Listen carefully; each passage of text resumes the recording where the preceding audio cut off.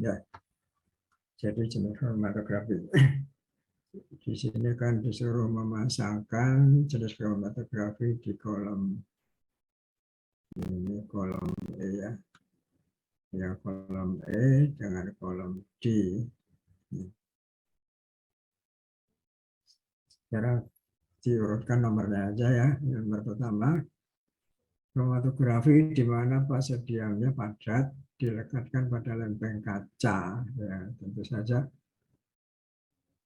Apalagi kalau sudah demo praktikum sudah tahu ya bahwa kalau ini kromatografi lapis tipis ya.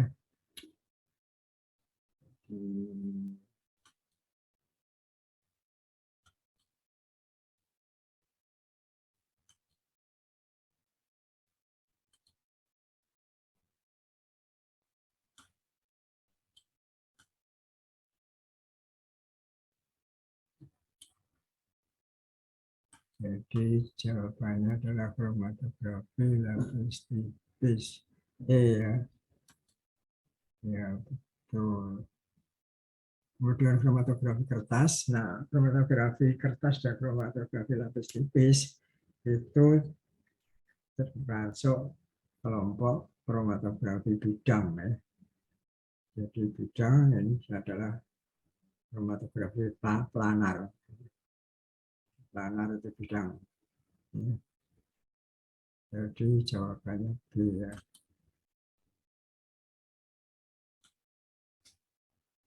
Kemudian fase diamnya, oh ini keliru ya.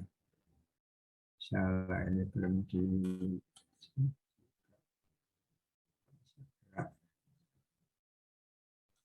pembagian kromatografi juga.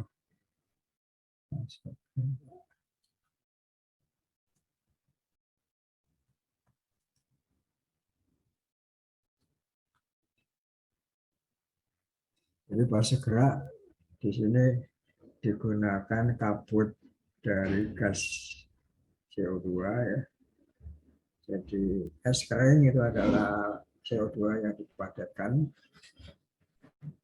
Kalau CO2 dipadatkan ini dialiri dengan udara panas, maka dia menjadi kabut ya. Jadi kabut itu adalah yang superkritik ya. Jadi D.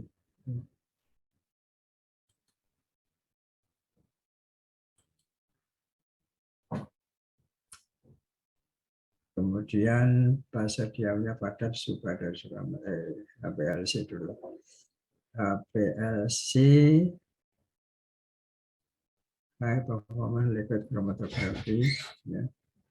Di sini kalau sudah perhatikan kan kelihatan bahwa fase diamnya berada dalam kolom ya, berada dalam tabung atau kolom. Jadi ini jawabannya adalah C ya.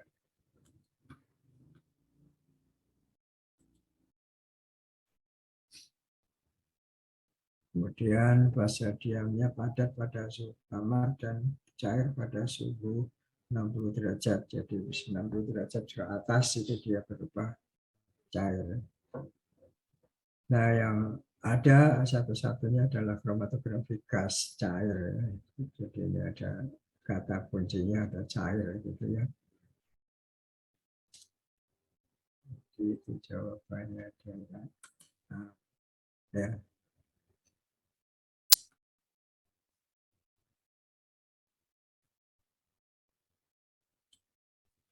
Ada lagi satu kromatografi cair yang nanti ada di bawah.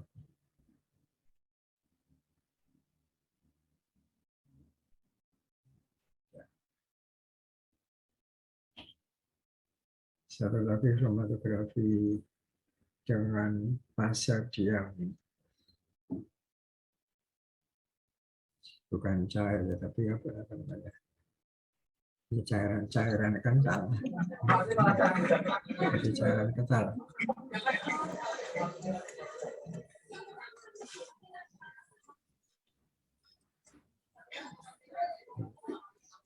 Ini masih campur ya kelas lain. Halo.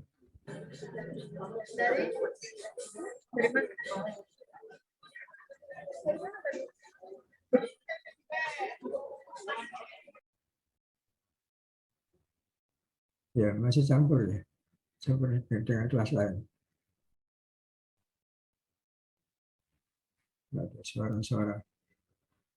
Baik, jadi ini ada 1, 2, 3, 4, 5. Ada satu lagi yaitu chromatography di mana fase diamnya itu gel ya. Jadi gel agar. Kemudian yang dipisahkan adalah senyawa golongan protein atau hasil urenya dari polipeptida. Kita tahu bahwa protein itu mengandung gugus asam karboksilat dan gugus basanya adalah amin.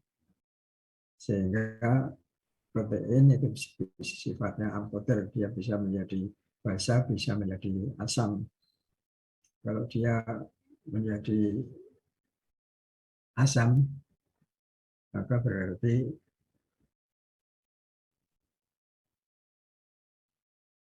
gugus CO2, gugus COH-nya ya, itu yang aktif ya. Jadi menjadi asam, jadi dia bisa melepas H+. Jadi dia muatannya lalu negatif. Ya. Kalau nanti jadi basah, berarti NH3-nya itu NH2-nya menjadi NH3+ ya. Ya, jadi nanti pada suatu pH tertentu itu bisa dibuat agar semuanya bermuatan negatif ya. Jadi pada pH tertentu muatannya negatif, berarti yang aktif sebagai ion adalah gugus karboksilatnya. Kalau muatan negatif ini nanti akan berjalan ya, karena di sini ada dua elektroda ya, elektroda negatif, elektroda positif ya. Jadi di antara silika agar ya, pil agar tadi ada elektroda positif dan negatif. Ya, karena muatannya semuanya itu negatif, maka nanti lalu bisa berjalan ke arah elektroda positif atau anode.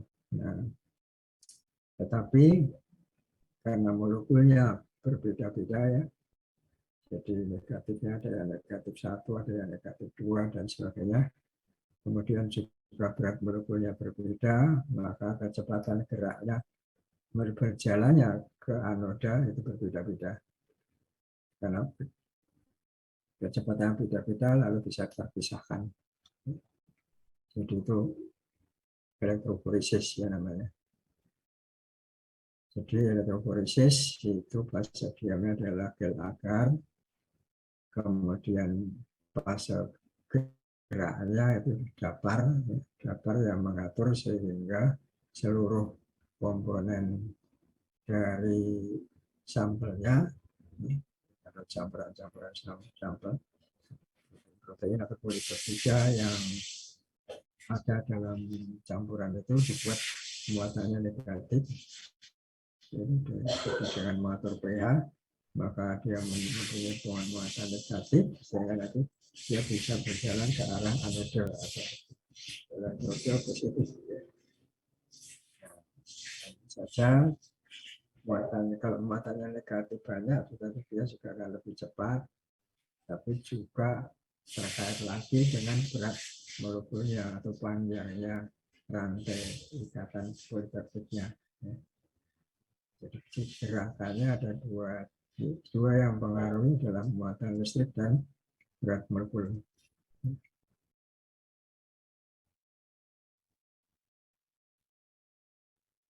Kemudian yang selanjutnya lagi masih jenis asas pemisahannya ya. Jadi kalau kita menggunakan fase diam Rp18 berarti kita menggunakan silika gel yang silanolnya, jadi gugus silanolnya itu diganti OH-nya diganti OSI lalu alkil ya. Jadi alkil silan. Nah, karena alkil maka sifat dari fase diamnya ini menjadi non polar. Jadi fase diamnya non polar. Kalau non polar berarti dia tidak aktif. Ya. Sehingga nanti kalau ada analit yang juga mengandung gugus alkil, dia akan lebih lama tinggal di fase diam. Karena pada cara dengan fase diam, ya fase terbalik atau RP, reverse phase, nah itu apa namanya, fase geraknya adalah fase gerak yang polar. Jadi fase gerak yang polar sehingga senyawa-senyawa yang sifatnya hidrofil dia akan mudah larut dalam fase gerak. Tapi senyawa-senyawa yang hidrofob atau lipofil dia tidak disukai oleh eluennya. Jadi oleh fase geraknya tidak disukai maka dinamakan sulfofobik. Ya. Jadi karena tidak disukai oleh eluen maka dia nempel pada fase gerak. Sedangkan yang nanti dia mudah larut maka dia akan mudah terbawa oleh fase gerak. Jadi berlawanan dengan KLT, kalau pada KLT itu senyawa yang larut dalam pelarut organik atau pelarut non polar itu dia akan keluar duluan. Tapi kalau pada reverse phase, jadi kromatografi HPLC ini, maka senyawa-senyawa yang hidrofil yang mudah larut dalam air itu dia akan keluar lebih dulu. Jadi berlawanan.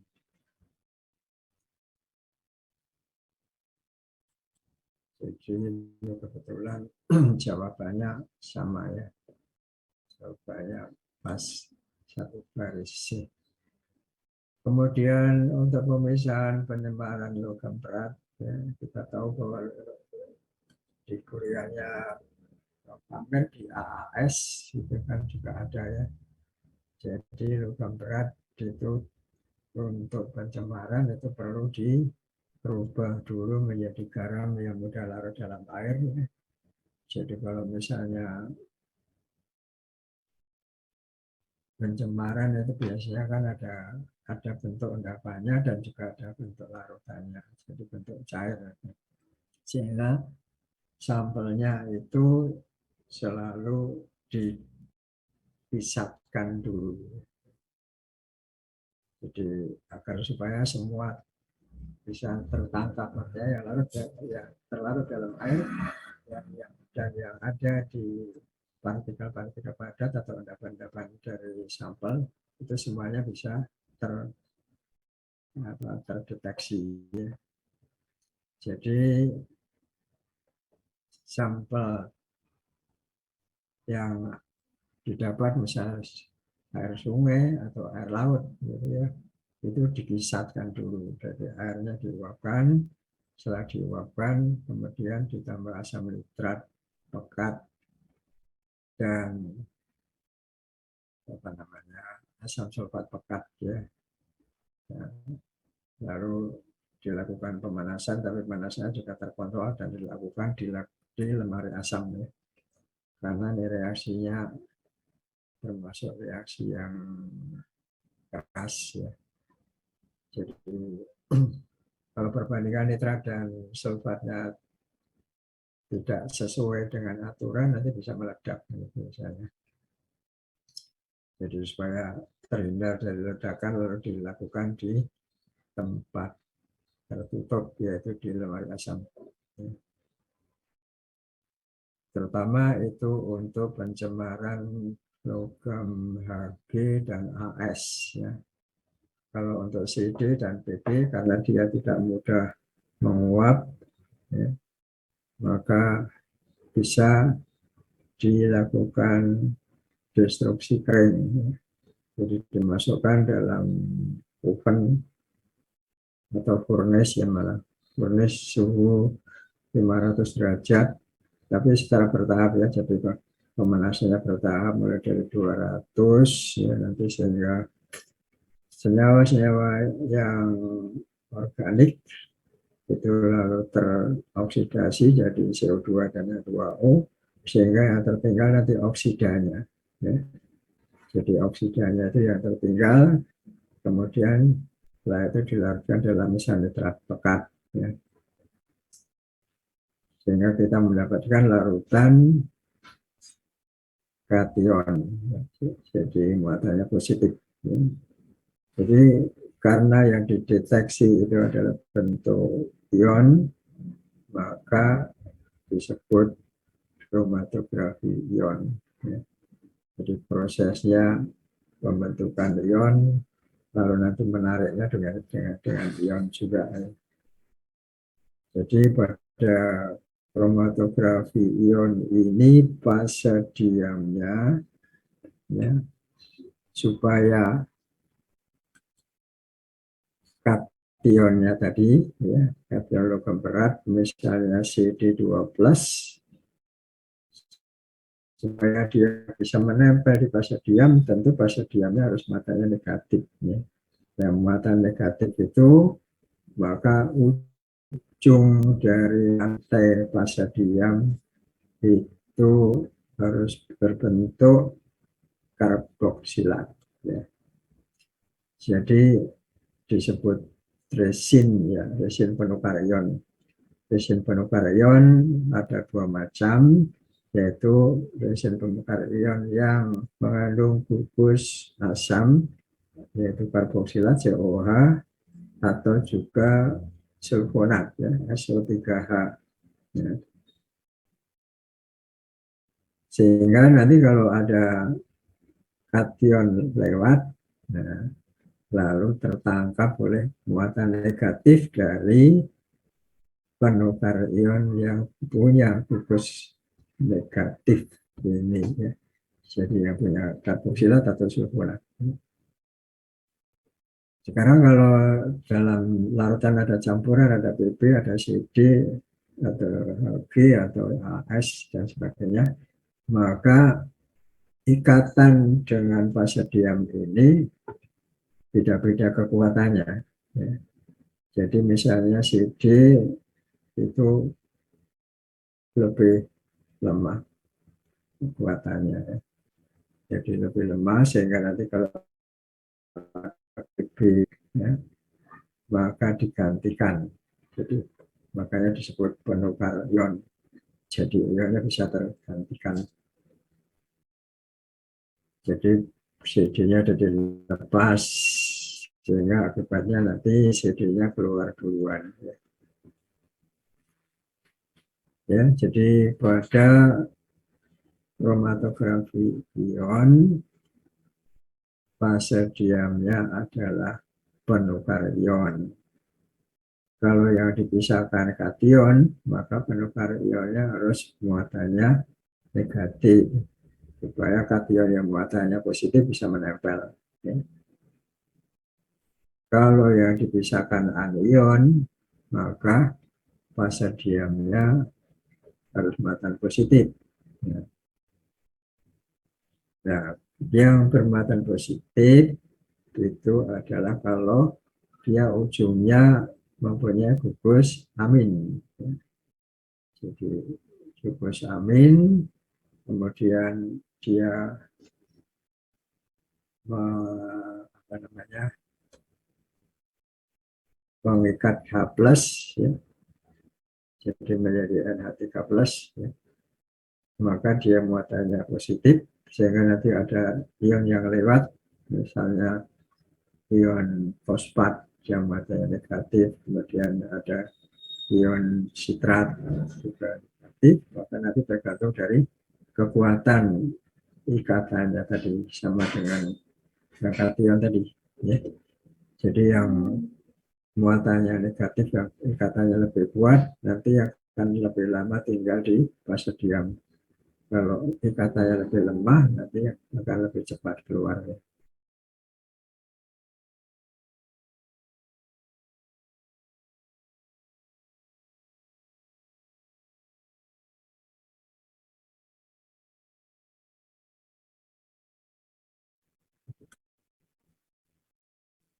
Kemudian fase geraknya non polar. Kalau fase gerak non polar itu tentu nanti kelihatan ya di gandengannya atau pelaksananya. Kalau non polar, kalau kita lihat di segitiga stal ya, itu adalah yang prosesnya absorpsi.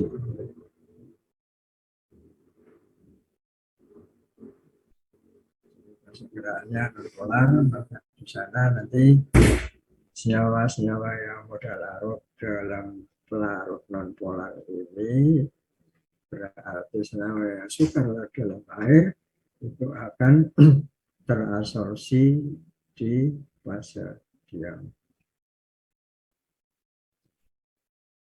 Jadi itu jawabnya di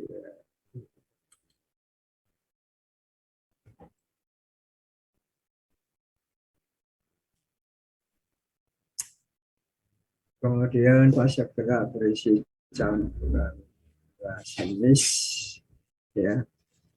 Berarti analitnya itu mengandung campuran rasinis, yaitu campuran yang mengandung senyawa yang memutar bidang polarisasi ke kanan dan memutar bidang polarisasi ke kiri.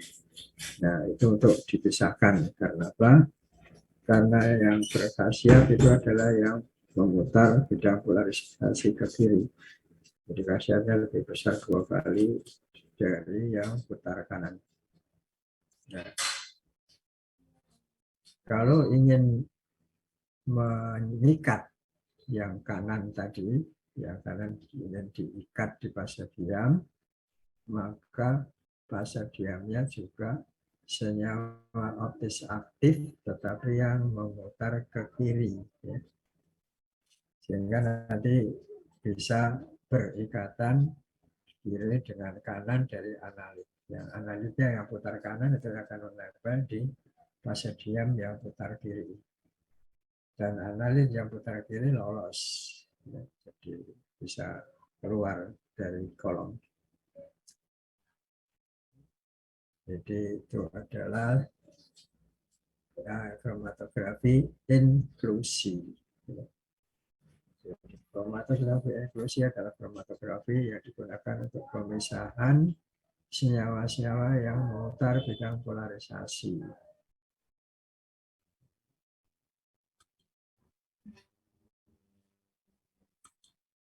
Oke, kemudian sisanya untuk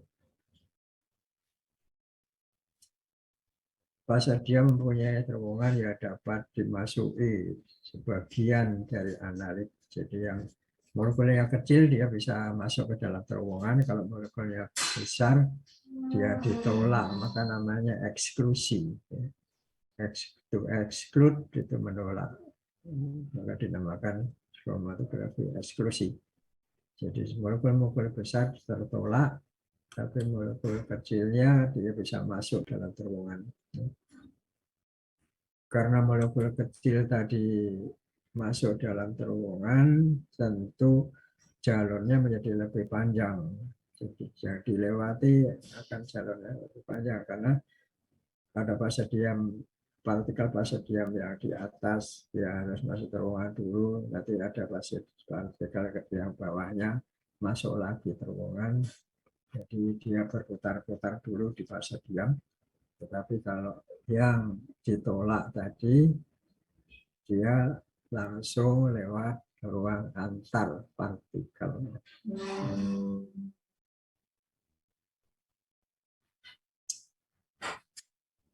Kemudian ini tipe soal-soal tipe 8.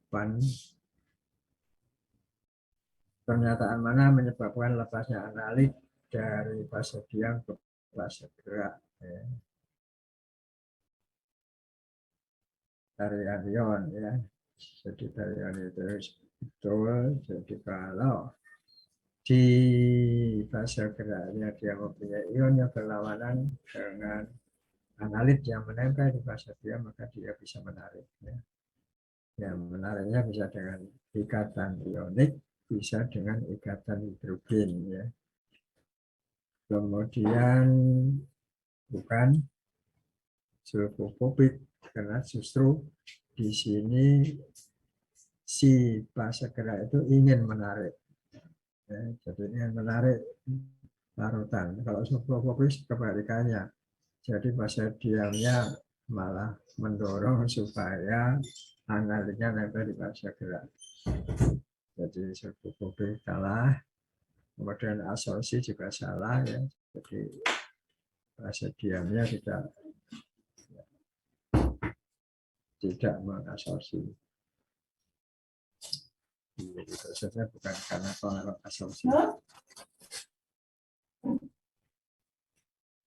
Jadi yang betul 1, 2, 1, 3 ya. Jadi 1, 3 berarti jawabannya ini B ya.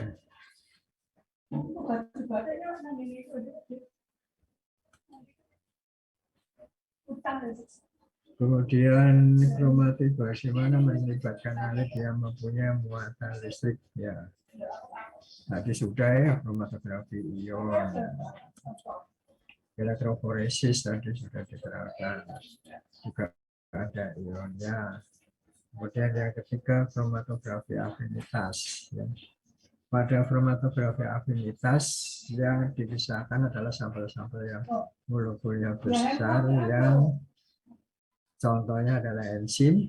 Jadi enzim itu adalah polipeptida, jadi pecahan dari protein, ya, sehingga kita tahu protein itu terdiri dari kumpulan atau rantai asam amino. Asam amino dia punya gugus positif dan gugus negatif. Sehingga nanti dia bisa melakukan ikatan ionik. Ya.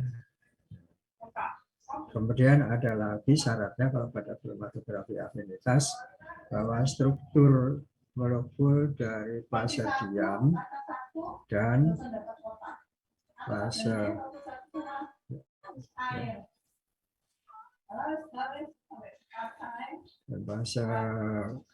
gerak ya. Jadi pada kromatografi afinitas ini fase diam itu mempunyai struktur yang berlawanan dengan struktur dari analitnya. Jadi kalau fase diamnya misalnya bentuknya segitiga gitu ya, lalu analitnya ini ya bisa masuk. Gitu. Nah, jadi masuknya itu nanti selain dari strukturnya juga dari tadi ada gugus yang di struktur itu yang berlawanan.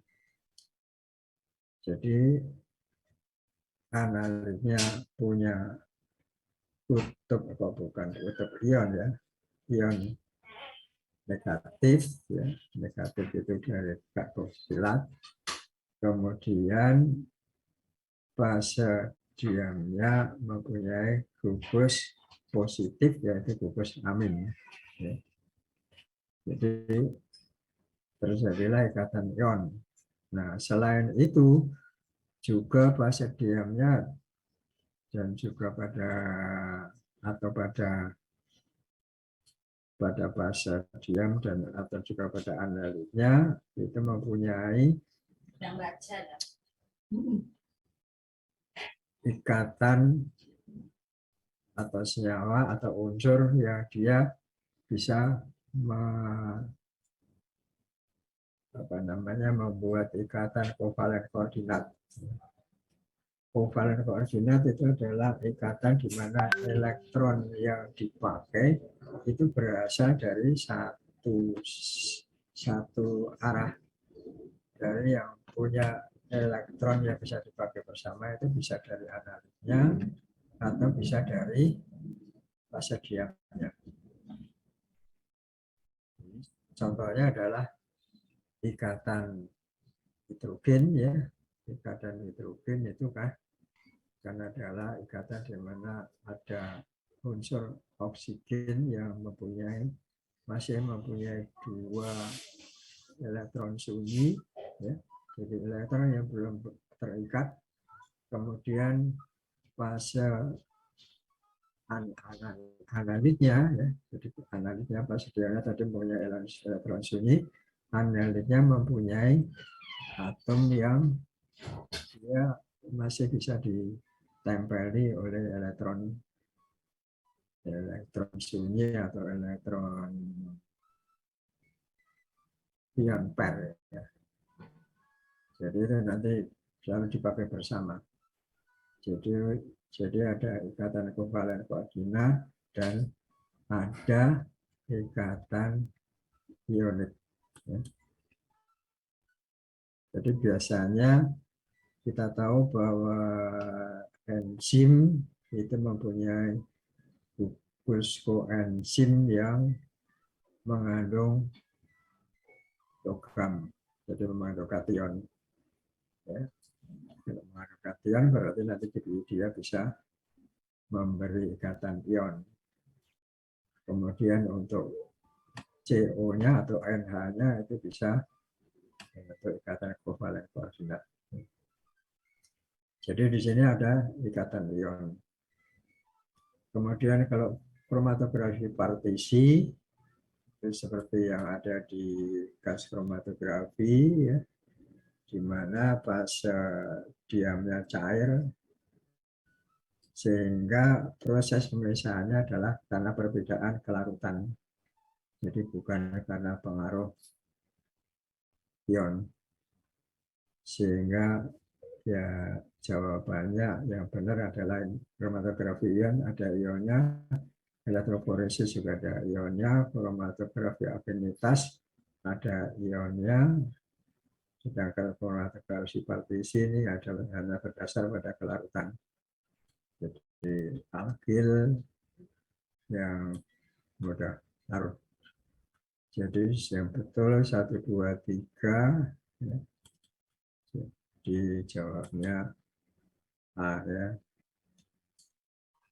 Kemudian untuk kromatografi sungsang atau reverse phase ya. Ini dikatakan bahwa fase diamnya silika gel, bukan ya, fase diamnya tadi dikatakan adalah silika gel yang sudah diikat. Jadi ada bonded. Ada namanya bond ya. Jadi ada ikatan. Ikatannya adalah hanya diganti gugus silan. Jadi SI dan alkil. Kemudian fase geraknya non polar, kromatografi sungsang, bukan fase geraknya adalah yang mudah larut dalam air.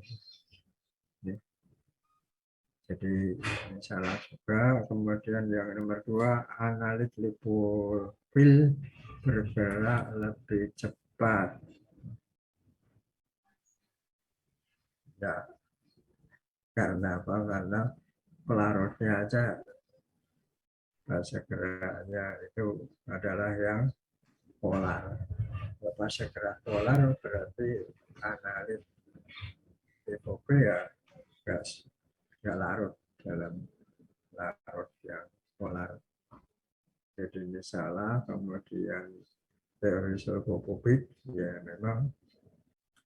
Jadi yang betul hanya jawaban nomor 4 ya.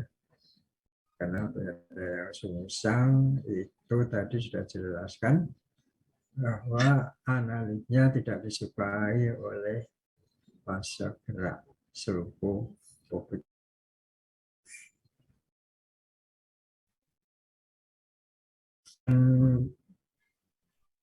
Ini saya sebetulnya memberikan rumus ya. Dengan rumus ini nanti Anda bisa mengambil kesimpulan. Oh, ini tadi belum dijawab, jawabannya belum ya.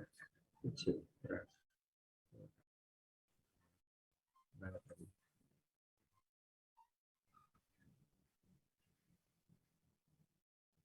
RP tadi ya. Oh, sudah. Oh, yang bawah ini ya belum ya. Ini sudah, ini tadi yang belum.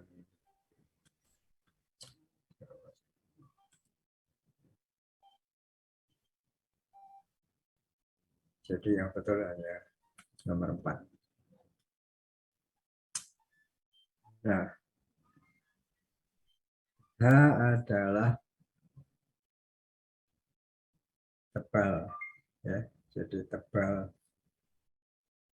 ini apaan?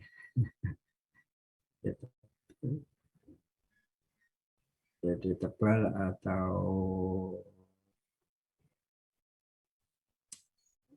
jadi tebal kolom ya, di mana terjadi keseimbangan antara analit yang berada dalam fase diam dan berada di fase gerak.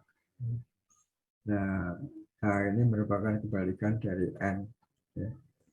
Jadi, tapi N ini tidak terkait dengan hal ini.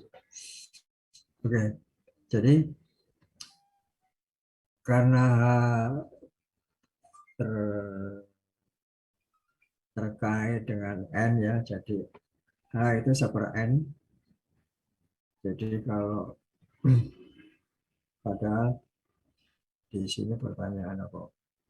Mengenai efisiensi. Ya.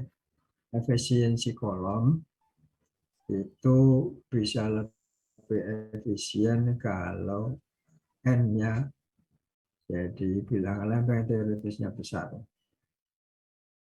Jadi supaya N-nya besar maka hanya lalu kecil. Nah sekarang atau kalau kamu ingat rumusnya, di sana rumusnya dari N itu adalah 5,54 kali RT ya. Jadi retention time dibagi lebar setengah puncak lalu diurung kuadrat ya. Ya. Sekarang kalau laju alir sangat rendah, kira-kira retensinya tambah besar atau tambah kecil?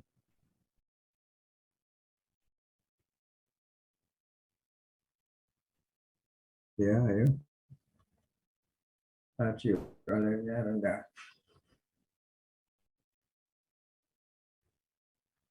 Jadi makin lama. Gitu. Kalau rendah kan juga gerakannya lama. Karena lama maka tentu analisnya juga lama keluar. Sehingga artinya tambah besar. Ya.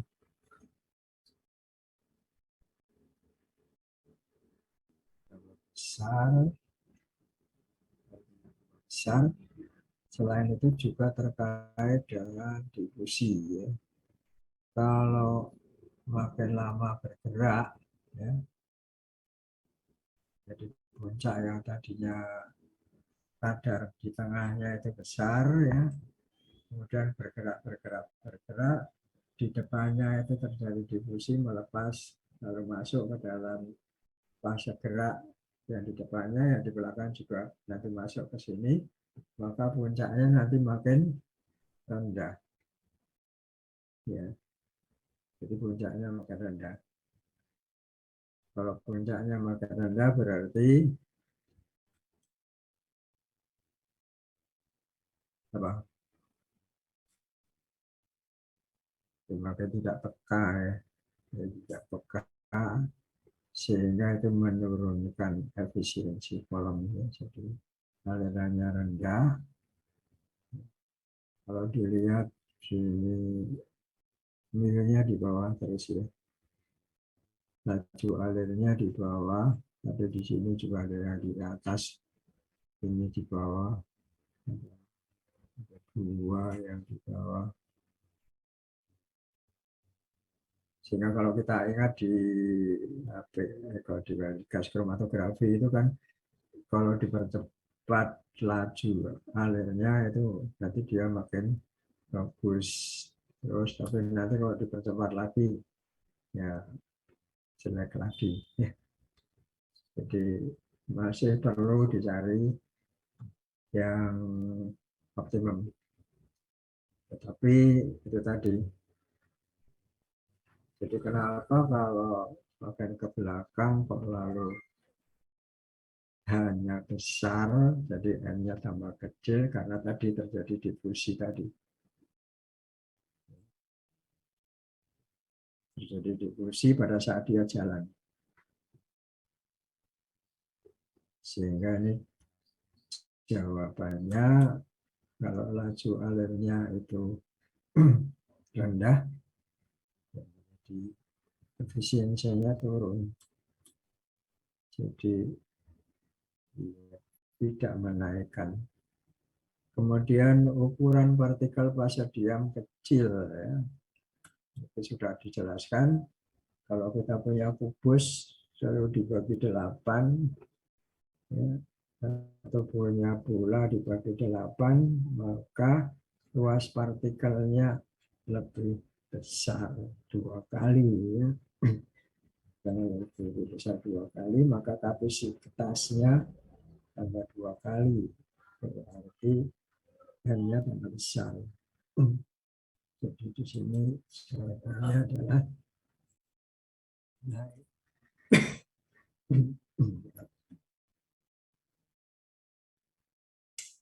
Kemudian saya minum dulu.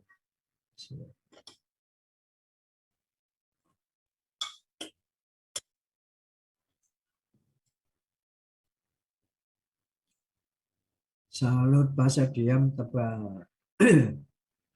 Jadi kalau salut fase diam tebal, kita bayangkan saja kalau analit itu harus menyelam. Kalau makin dalam kan jaraknya makin jauh ya. Jadi keluar masuknya ya dilewati makin jauh. Jadi makin lama. Jadi kalau makin lama ya sama dengan di sini terlalu lama tinggal di fase diam, maka efisiensinya menjadi turun. Jadi ini jawabannya. Jadi kalau susah membaca ini pakai logika saja. Bentuk partikel fase diam teratur. Nah, kita bayangkan kalau fase diam teratur, misalnya bentuknya bulat gitu ya, maka pada saat dia mau keluar dari fase diam, dia bisa lebih bebas. Tapi kalau fase diamnya misalnya berlekuk-lekuk, ya nanti waktu keluar itu akan ada yang keluar dari sini nabrak, gitu ya. Jadi ini juga akan memperlambat. Jadi kalau bentuknya teratur itu keluar masuknya akan lebih mudah sehingga dia akan menaikkan ya. Naik. Kemudian suhu tinggi. Jadi pada PLC itu kan kolomnya bisa dipanasi dalam oven ya. Cuma kalau di Indonesia ya agak susah karena suhunya sudah sekitar 30, padahal suhu dari kolom di HPLC itu udah boleh lebih dari 40 derajat ya. Kalau lebih sudah nanti rusak anunya. Masa diamnya yang RP tadi alkilnya akan lepas. Ya. Nah, suhu tinggi ini pengaruhnya apa? Kita tahu bahwa gerakan dari molekul itu perlu energi. Kalau diberi suhu tinggi berarti dia mendapat energi dari suhunya. Sehingga gerakannya keluar masuknya itu makin cepat. Jadi keluar masuk di fase diam itu makin cepat. Nah kalau makin cepat berarti dia bisa menaikkan.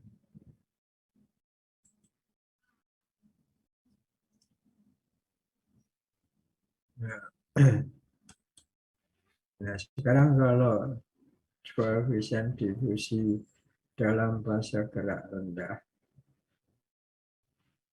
jadi artinya kalau ini ada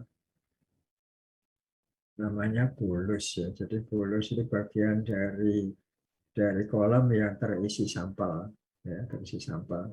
Kita tahu tadi bahwa selama berjalan dalam kolom itu kan ada yang maju, molekulnya maju karena larut dalam kolom, dalam dalam segera, sehingga kadarnya jadi turun ya.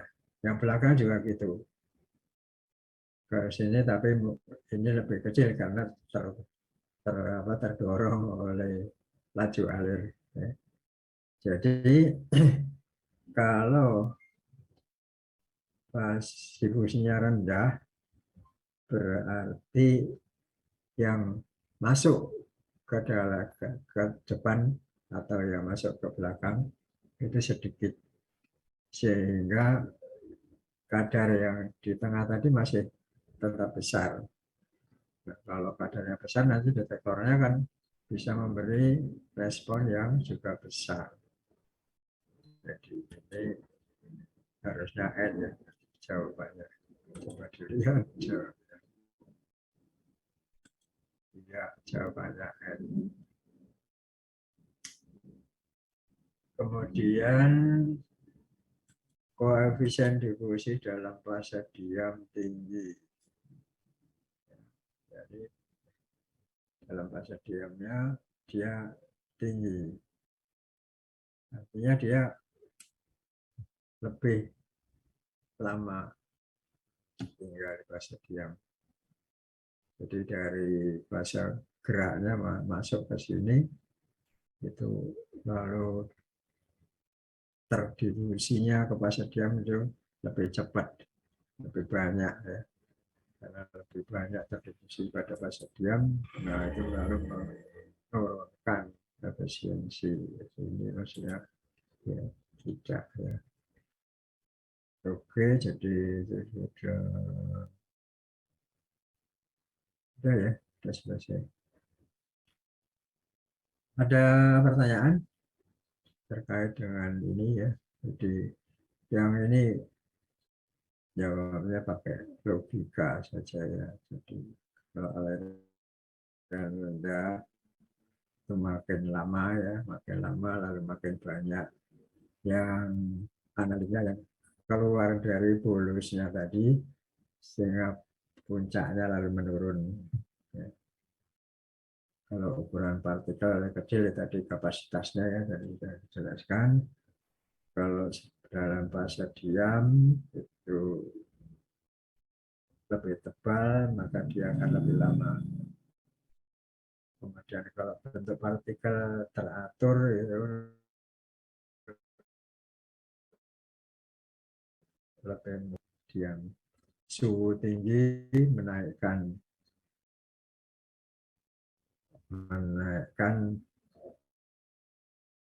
masuk, jadi kecepatannya makin mudah keluar dari fase diam. Koefisien difusi dalam fase gerak rendah,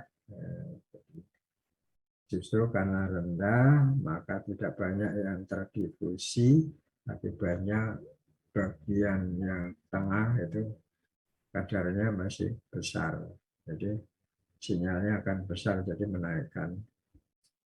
Kemudian kalau difusi dalam fase diam tinggi, jadi lebih mudah dia masuk dalam fase diam, maka keluarnya akan lama. Jadi akan menurunkan. Oke, jadi itu pakai. Jadi sebetulnya rumusnya cuma ABC ya, ABC. Jadi karena ada pengaruh macam-macam, ada difusi, ada laju alir ya. Ini jadi susah hafal. Karena itu lalu pakai logika saja. Oke. Jadi ini yang mungkin karena masih baru dan juga baru kuliah yang kedua ya, ini nilainya masih banyak yang merah. Oke, apa ada yang perlu ditanyakan?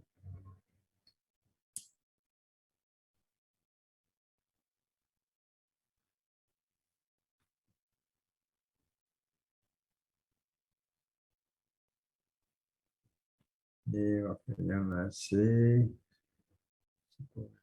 sudah hampir habis ya. Ya, jadi waktunya sudah tinggal 1 menit. Jadi kita sudah selesai kuliahnya.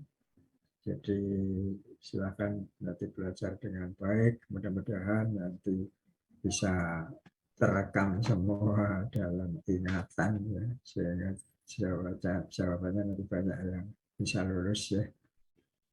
Mudah-mudahan, dan bisa saya akhiri dengan ucapan alhamdulillahirrahmanirrahim. Assalamualaikum warahmatullahi wabarakatuh. Waalaikumsalam. Waalaikumsalam warahmatullahi Terima wabarakatuh. kasih banyak Bapak. Terima kasih Iya. Bapak. Ya. Terima kasih Bapak.